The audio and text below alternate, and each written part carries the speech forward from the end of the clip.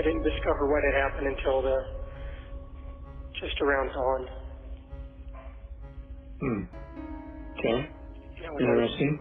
Because I discovered that she was ice cold. That's Stephan Sterns telling his parents in a jailhouse phone call that he found Maddie Soto dead and she was ice cold. He even joked about the conditions in jail. Well, I'll be sure to include it in my Yelp review. Yeah.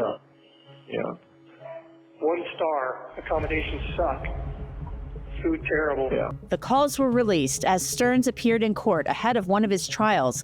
I look at the biggest revelations from the calls, and Sterns telling his parents he could face the death penalty. I'm Angenette Levy, and this is Crime Fix.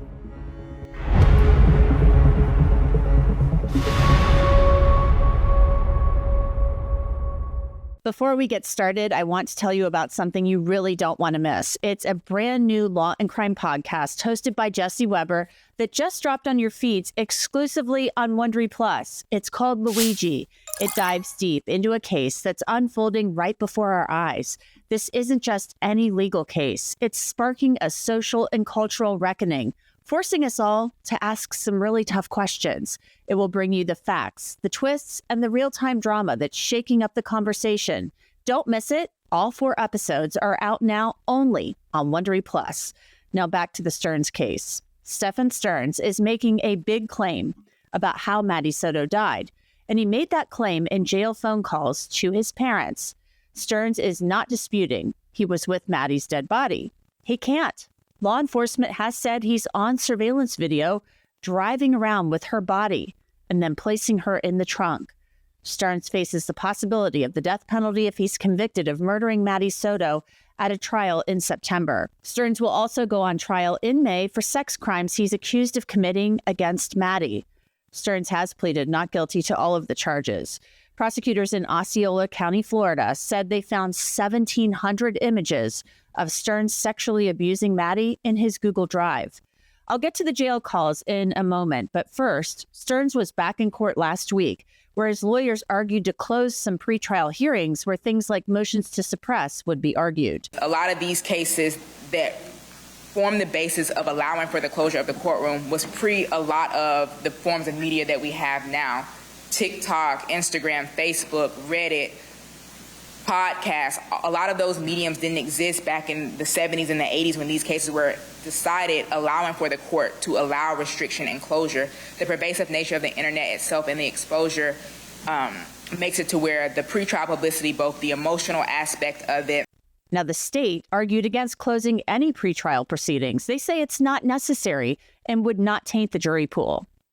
There is massive worldwide coverage of news these days, but it's very spread out and only deep in very certain puddles. A basement in Sheffield, England may have hit the Reddit, may have hit the YouTube, may have hit all those different sources of news, but they have not shown any nexus to the potential jurors in Osceola County, Florida, and all of the data that they presented to the court. They didn't even show you how many views any of those YouTube videos got, how many upvotes or downvotes any of those Reddit posts got. The unfortunate truth that I have found, because as this court knows, I ask every potential jury panel, do you even follow the news? Do you get a newspaper? Do you watch the local news? And it's stunningly small how many people actually follow the news. Of course, an attorney for the media argued against closing the proceedings. Unfortunately, our state has seen its fair amount of very highly publicized criminal matters. Some of them are mentioned in our papers. Eileen Wuornos, Ted Bundy, Danny Rowling, Casey Anthony, George Zimmerman, Nicholas Cruz, many of whom, in fact, did seek closure under the Lewis test, and they tried and failed, because the strict and inescapable necessity of closure pursuant to Lewis and providing strong evidence to overcome and satisfy all those elements is an extremely difficult standard that is very rarely met. And so because there has not been evidence to sufficiently justify closure as to all 3 of those elements, the media interveners ask you to deny the defense motion.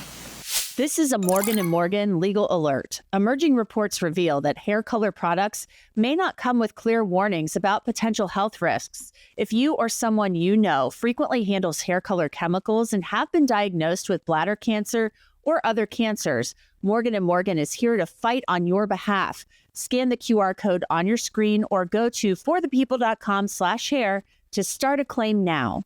Now, I can tell you right now, it's very rare for a judge to close a proceeding. Very, very rare. The judge said he would issue a decision within 10 days. Now to the jail calls between Sterns and his parents that have been turned over to his lawyers in discovery.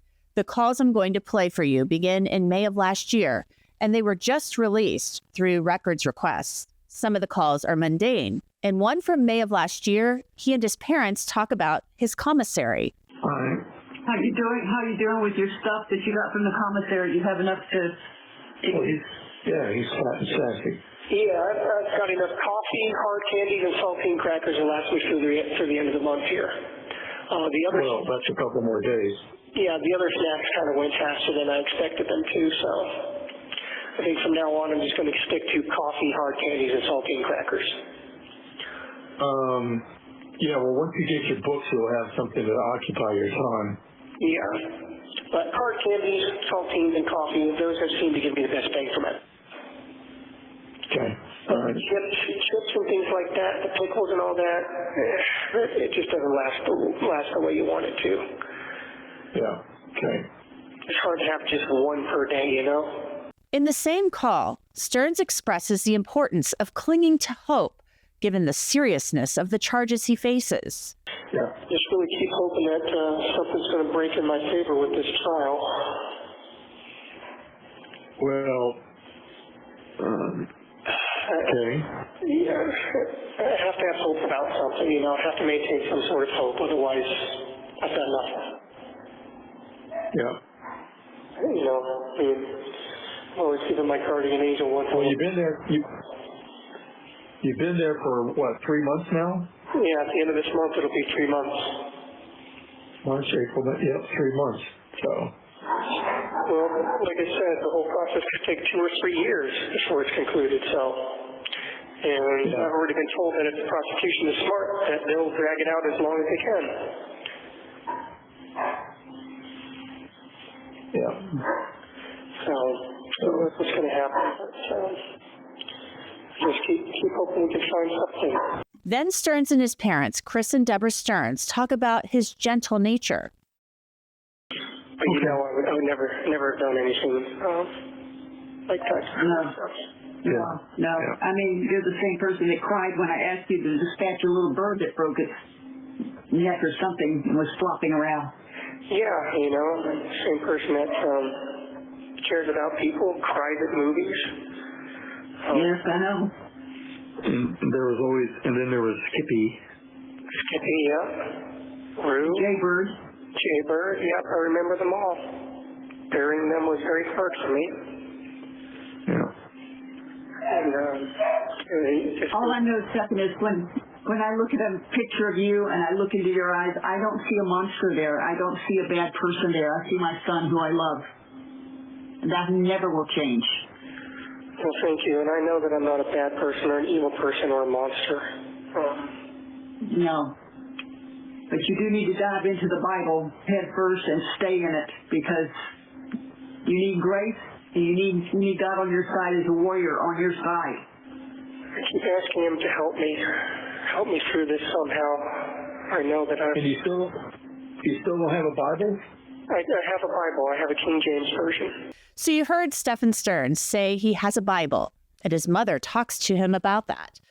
Then several days later, on June 1st, 2024, Deborah and Chris Sterns tell their son they wish he had called them. I guess if there's one thing that we wish for, is that you had come to us sooner. That you had come to us and let us know what was going on. Well, unfortunately, I was suffering from a bit of cowardice. Yeah, but hindsight's always 20/20, and can't do anything about it now. But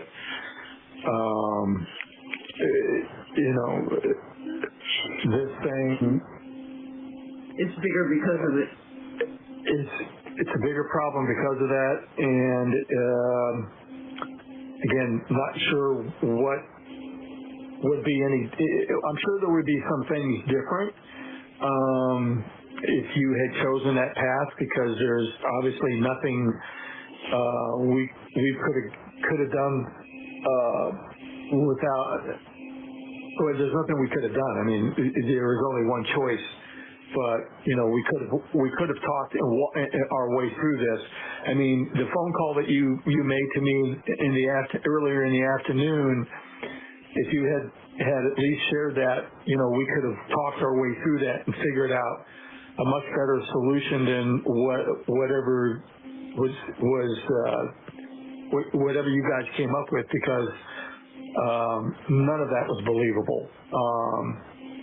And I was thinking earlier today or yesterday that somehow I feel that you were forced into this, and I don't know, and that's just my speculation, that you were compromised and you were forced to participate in this, and as soon as you gotten away from the rest of them, you should have called me, and we could have discussed this, and the outcome would have been a lot different than what it is right now. But I don't want to get your hopes up, and as I said, don't get carried away with any conspiracy theories, but in a way I was compromised, and when all that stuff was happening, I was not in my right mind anymore. Yeah, well, I understand that, and that's when you probably should have just called me and said, hey, I've got a bit of a situation here, and that would have been a rational thing to do, but at that point I was no longer capable of rational actions or thoughts. The Orange County Sheriff said that Stephan Sterns drove around with Maddie's body in his car on the morning of February 26th and then tossed her backpack into a dumpster. Maddie's body was found later that week at a farm in Osceola County. Investigators believe Sterns dumped Maddie's body there that Monday. So is Sterns trying to explain why he did that to his parents, despite claiming he found Maddie deceased in the bedroom? Don't get your hopes up for any conspiracy theories or vast conspiracies. Just understand that anything I did was not done while being within my rational mind. I had snapped at that point.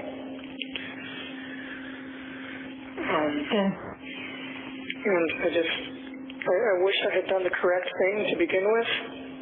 I wish I had run downstairs and shaken her awake and called 911 and all that. And well, I wish you had too. I wish you had too. Maybe she could have been saved, but she was beyond that. Okay. When someone's that ice cold and just gone. She was in a different part of the house? Yeah. She wasn't with you? Well, she had gone to be with me earlier in the night, but I'd left her alone for quite a while I was sort of just walking around and, haunting around the house like I do. Sometimes I go out for walks at night, or I just sit on the couch and just fiddle around on my phone, or just, I don't sleep well at night, especially when I've got to be up early and do something the next day. Yeah. And that was the case. So every time I realized anything was wrong, it was. She was in a different part of the house when you found that out?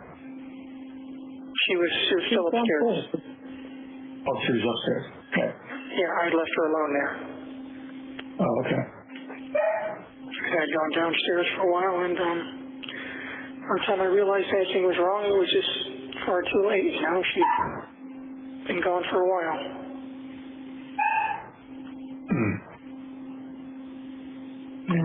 Okay. Just seeing her pale face and blue lips and how ice cold she was, and that's going to stay with you. Yeah, that's... Yeah, I remember seeing my brother when he had passed away, and that's the last thing I remember seeing of him. And so... Yeah, it's just, you can tell. Yes, you can. My dad, yeah. It's just, when they're gone, really, really, truly gone, there's nothing you can do. There's no coming back. Yeah. So Sterns is saying that he discovered Maddie dead. Her lips were blue, and he wasn't in the room with her when she died. She was past the point of no return. Yeah. Well, I'll tell you what, given the crazies of the grandmom and already starting to call her a Gordo, she would have been the next one on the list for gastric bypass, but I just think, maybe God just delivered her out of a place that was going to become really bad for her. I mean, I always knew that life was going to be hard for her. Her mom certainly didn't do her any favors, and since I had no say in the matter of how she was raised or disciplined or anything, there was nothing I could do about it but sit back and watch the train wreck as it unfolded.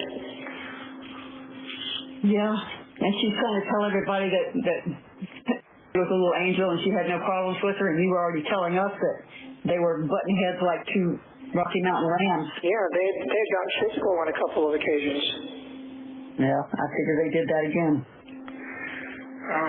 But okay. I often played mediator between the two of them because I was the only one that could talk either of them down when they started going at it with each other. Yeah, I know. Where were the roommates when all this is going on? Upstairs, doing their own things. Then the topic of the photos of Maddie on his phone comes up. Sterns paints himself as a bit of a victim and says Maddie's mother, Jen, knew that Maddie had feelings for him. Stephan, I can't help but get the feeling that none of this that was on the phone was a surprise to you.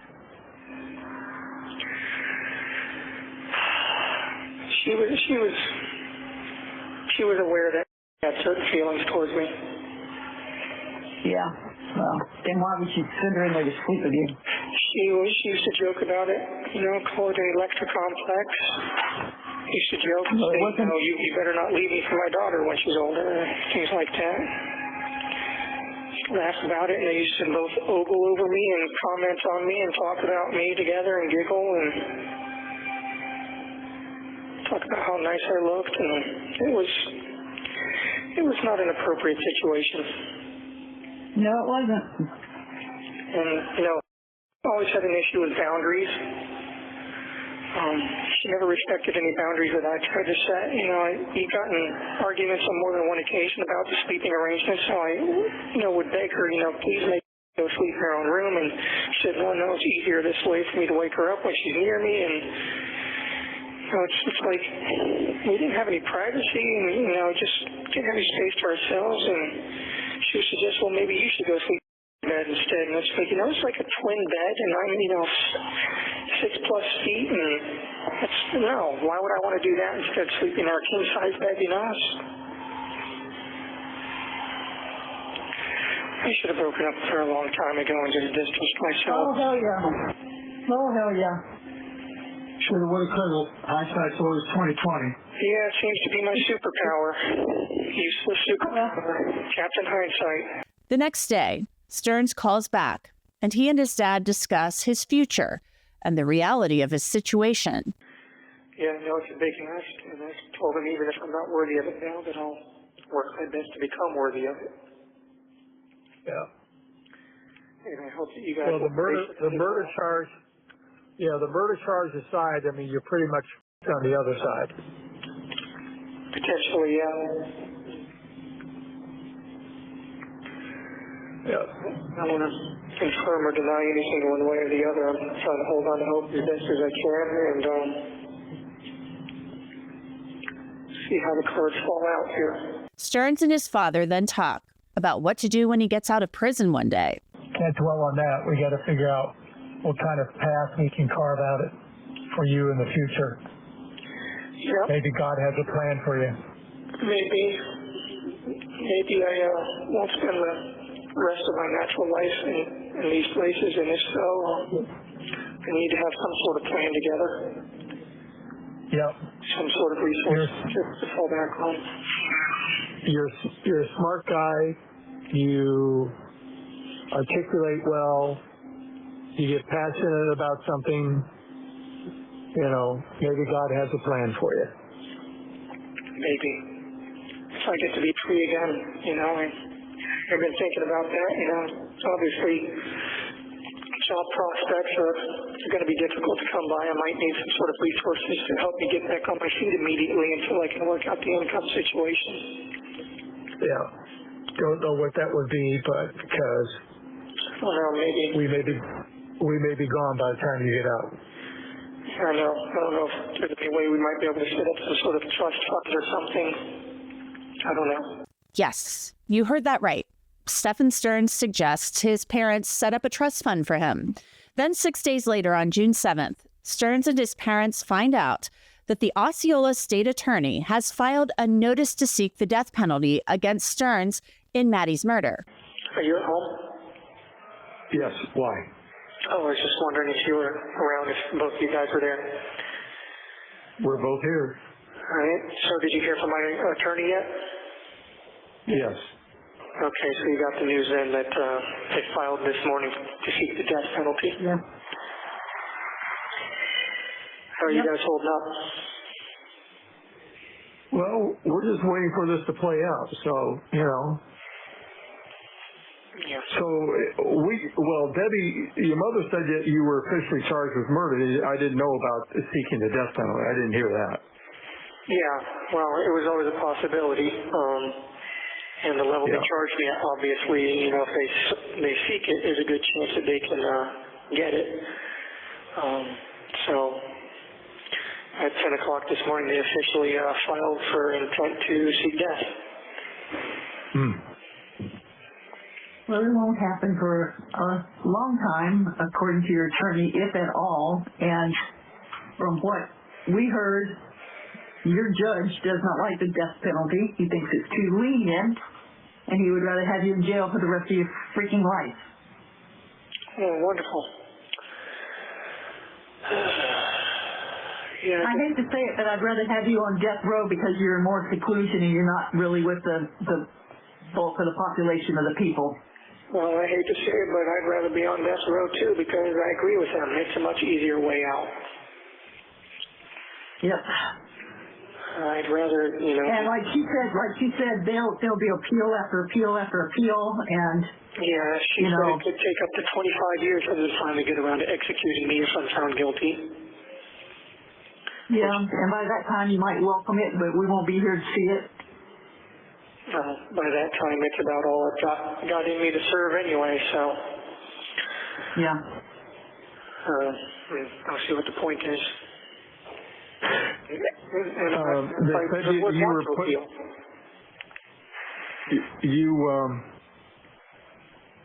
Back in seclusion. They said they put you back in seclusion?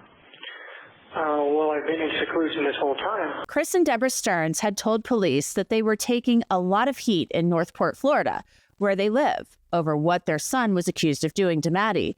They'd compared themselves to Brian Laundrie's parents. He's the man who killed Gabby Petito. Sterns continues his talk about prosecutors pursuing the death penalty. Okay. But, all right. So, yeah, I got the news earlier and told my attorney that I'd try to call you this evening, but you guys should hear it from her before you hear it from the news in case I can't get a hold of you. Yeah. Yeah, we're expecting I did it. a little bit of blowback from that. Yep, I'm sure there's going to be a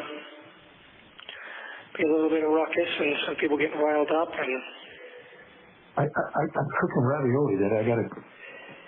Sorry, I'm caught me in the middle of cooking here, so I'm going to walk out to the kitchen. No worries. I guess I took the news pretty well, though.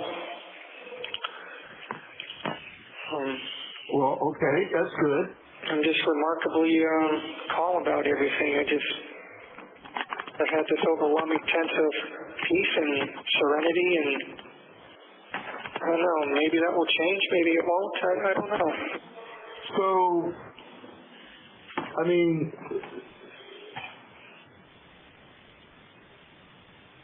our understanding and impression is that you didn't do this, so why do you feel at peace and serenity with it?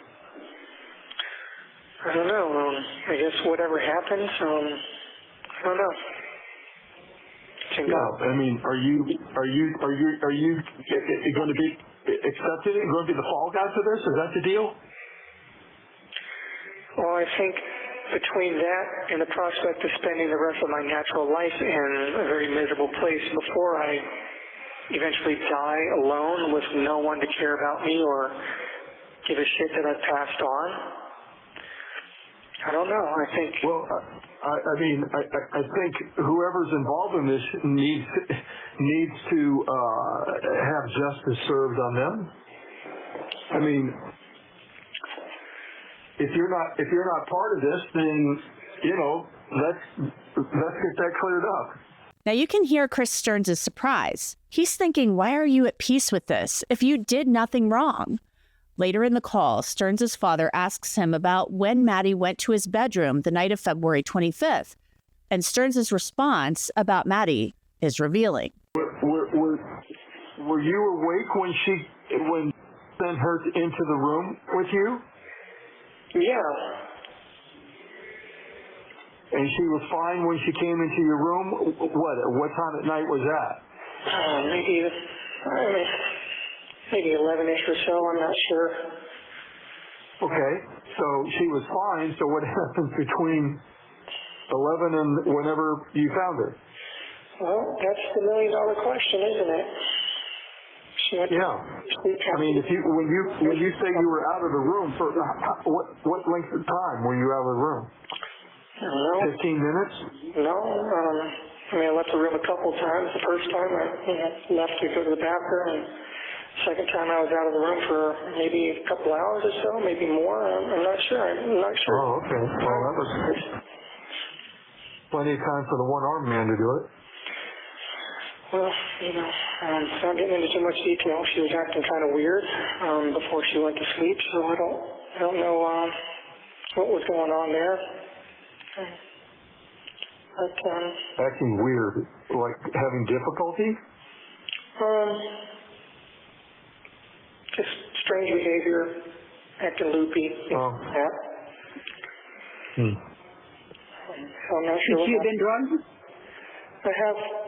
I honestly can't get into too many details just because I don't want to hurt my case, but I have some suspicions in that regard. Whether it was given to her by anyone or whether she helped herself, there are reasons to believe she may have done that as well. But I can't. Okay. Obviously, can't get into too much detail because no, I'll I know. the case, and my attorney will tear my throat out with her bare teeth if I flap my lips too much. Okay. Well, you must be flapping them to her. I'm giving notes to her, and one of the social workers whose specialty is dealing with people who are looking at the death penalty. Sterns claimed Maddie had been acting loopy and that Maddie came to his room.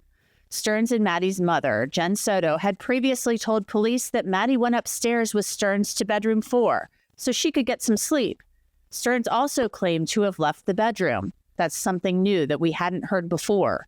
Sterns had previously told police he and Maddie got up the next morning and he took her to school and she slept in the car on the way there. So the story has changed since he talked to police back in February of 2024. On June 16th, Sterns talked again about finding Maddie's body and how that impacted him. So I was not in my right mind after I found her. Oh, I'm so sorry. Yeah, it's I understand why, but just a complete mental and emotional breakdown, and then everything that followed was kind of a result of that. oh, well. I wish I'd handled that passing a lot better, but I was not capable of rational thoughts or actions at that point. I literally was not in my right mind. Okay, baby.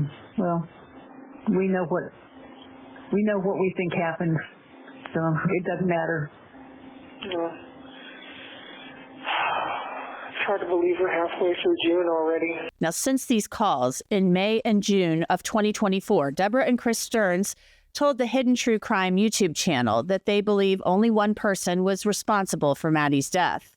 It appears that they believe their son is responsible. Investigators have said that Maddie was strangled to death. Sterns' trial on those sex crimes charges begins in May. The murder trial is scheduled for September. And that's it for this episode of Crime Fix. I'm Angenette Levy. Thanks so much for being with me. I'll see you back here next time.